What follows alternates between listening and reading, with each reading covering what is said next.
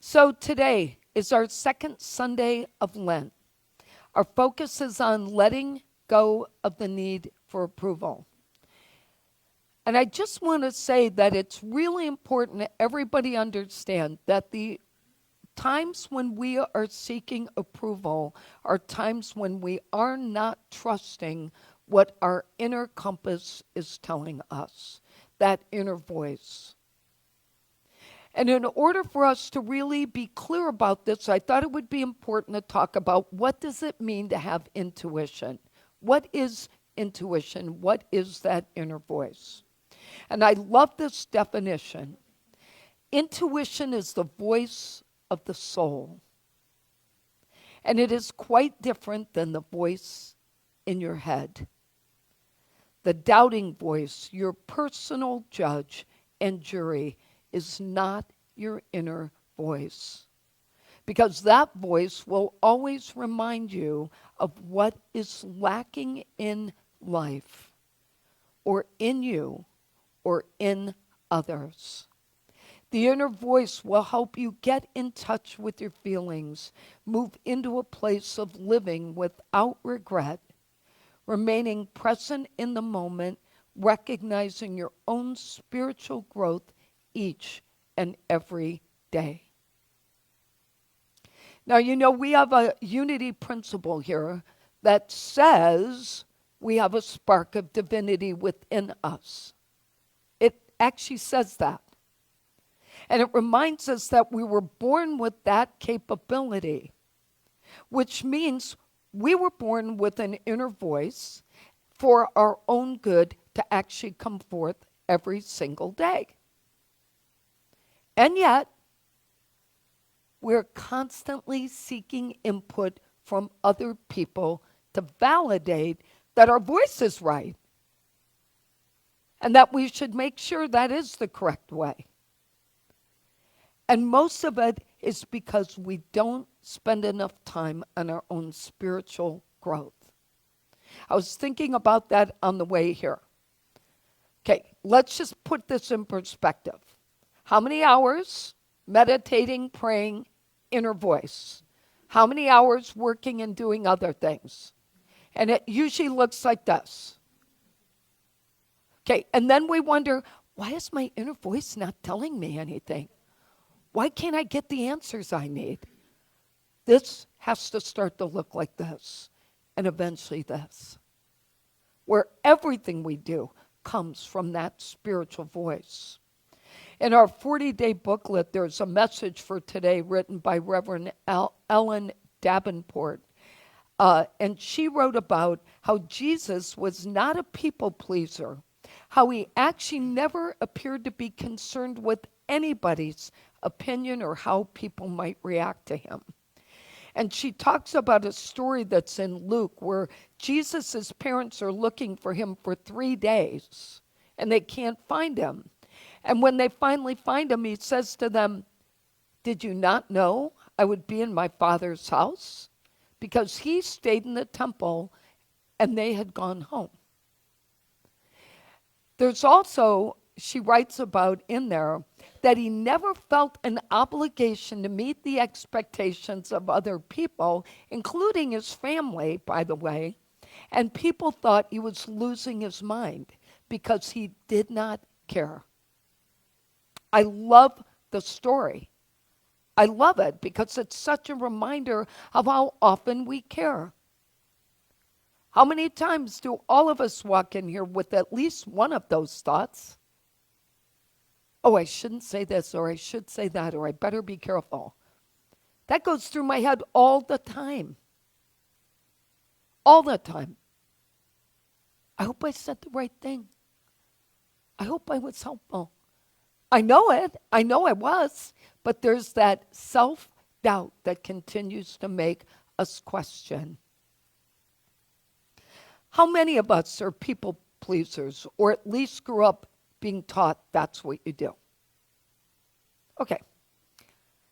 Now, as adults, we find ourselves totally frustrated by people, especially children, if you're me, who resist meeting our expectations. So we grew up thinking you're supposed to make people happy. Our teachers have to like us. Our parents have to like us. Our parents have to approve. Our teachers have to approve. Our aunts and uncles have to approve. What about your grandparents? They have to approve. On and on and on and on. You get this great idea, you go tell everybody, and someone says, oh my God, will you just stop with the dreams and get back to your life? Crushed. You're crushed in that moment. But the truth of the matter is, if we're honest with ourselves, no one has ever been fully responsible for anything we've ever done. Not our success, not our growth, not anything, because we are people of divine will. You don't even have to eat something someone gives you. You have control. How many of us left those plates for the poor children in whatever country we were being told needed the food? I grew up hearing the starving Armenians. I'm like, I'll send them the food. I told my mom all the time, I'm happy to send them my food. But one of the reasons we do this is because that mind chatter is constantly sending us negative feedback. You remember what I said I think it was like 3-4 weeks ago, that we each receive 60,000 thoughts in a day, that 75% of those are negative and 95% are repetitive. What are the chances you're automatically thinking something positive? It's not likely. Because your head wants to tell you something else, but your heart will tell you otherwise if you would just listen. There's a Buddhist principle that Dr. Maria Nemeth refers to in her book. The book is The Energy of Money. If you've never read it, you should. It's a great book. But in this book, she refers to the mind chatter we experience that is often referred to as the little ninny on our shoulder, but as Debbie Moss referred to it, and it came from this book, it's also called the monkey mind. And we've all heard it over the years in Unity, monkey mind. And this part of our mind chatters at us as it swings around inside our head, she says, and it swings from fear to anxiety. Monkey mind calls at you to maintain status quo, stay in the tree you know, even if it's uncomfortable. Does everybody know that voice? Okay. That's the voice that tells us, why did you do that? What would make you say something like that? What kind of dumb move was that? And all that, although the voice serves a wonderful purpose in our brain to kind of do that to us, it is almost always critical. Almost always critical. And if you think about it, that is what is prompting us to go to other people, because our critical mind, that monkey mind, that chatter, forces us to reach out to someone else for a sanity check. But then we're risking, because we're assuming their inner voice or their head voice is going to align with the path our life is on. Look, it's perfectly natural for us to reach out to other people and want to share our desires. But we should be careful to do that in a way that affirms what we're looking for in our life and declares where we're headed. Not asks what you think of where we're headed. Because that's the only way we're ever going to get to this place Charles Fillmore refers to as knowing. He calls it intuitive knowing, the capacity that transcends intellectual knowledge. He said spiritual discernment always places wisdom above other faculties of mind and reveals that knowledge and intelligence are auxiliary to understanding. We need to be the people who set our expectations upon the desires we're based on the desires we feel guided toward. Not wait for everyone else to get on board. By the time they do, the idea is no longer important to us. And how many great things could we be doing, just like Kenny Williams and the hot dog story? How many great ideas would come from us? How many things have we thought of we've never acted on? How many times have we stopped ourselves because we don't think we are capable or we can't pull it off? If we're constantly using self-doubt to guide us, we will do nothing.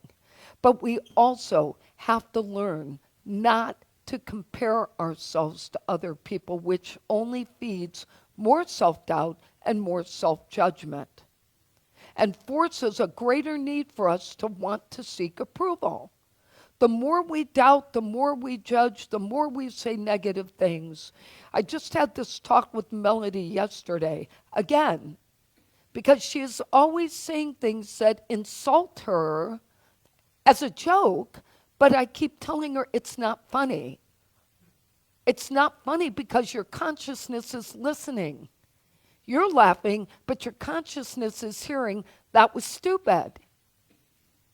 And it's going to live inside you if you keep saying it. When we compare our accomplishments and assess our abilities against other people, it is nothing more than self-defeat. It's a self-defeating practice, and we don't need it. And painful comparisons have everything to do with our inability to just accept ourselves, where we are, and what we're doing. It's why no one ever seems to focus on, I'm good right where I am.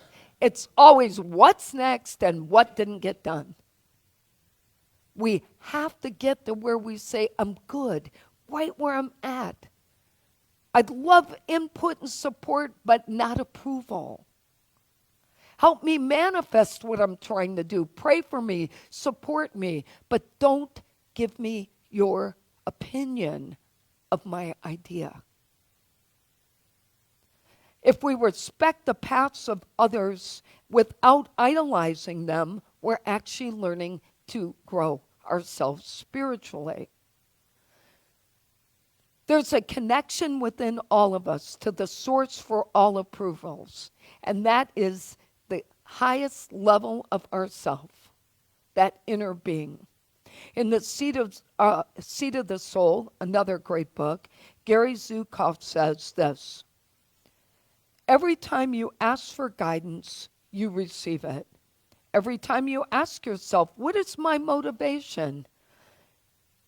You ask the universe, help me to see, and help shows up. You may not always be capable of hearing the answers to your questions when you ask them, and the answers may not always come in the ways that you expect, but they always come. Sometimes an answer occurs in the form of a feeling, a yes feeling or a no feeling, and sometimes in the form of a memory or a thought that at the time seems random. Sometimes in a dream, he says, and sometimes in the form of a realization that is prompted by an experience that will occur the next day. No question goes unheard, and no question goes unanswered. But you have to learn to ask and be open to receiving.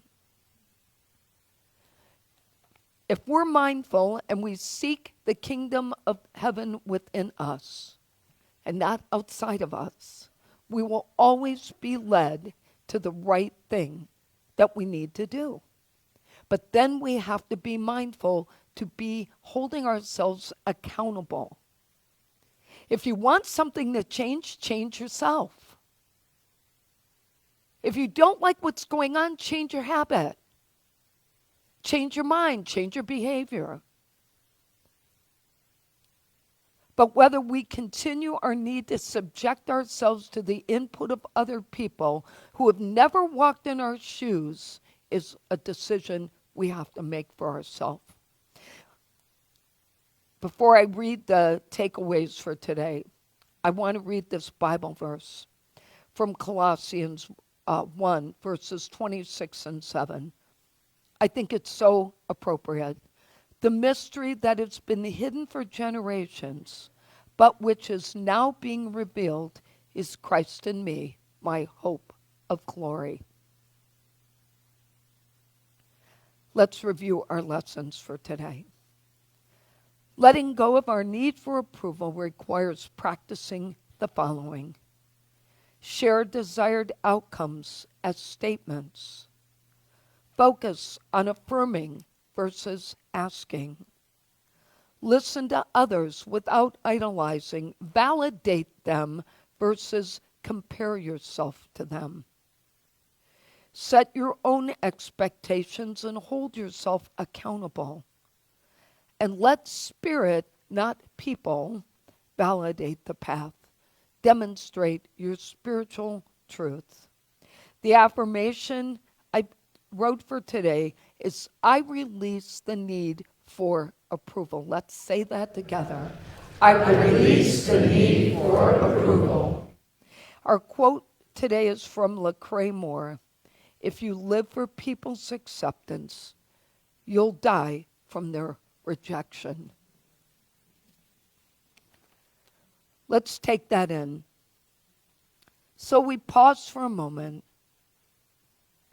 to take in the importance of letting go of the need for approval and trusting our inner voice, something each of us was born with. We just have to be willing to listen. Amen.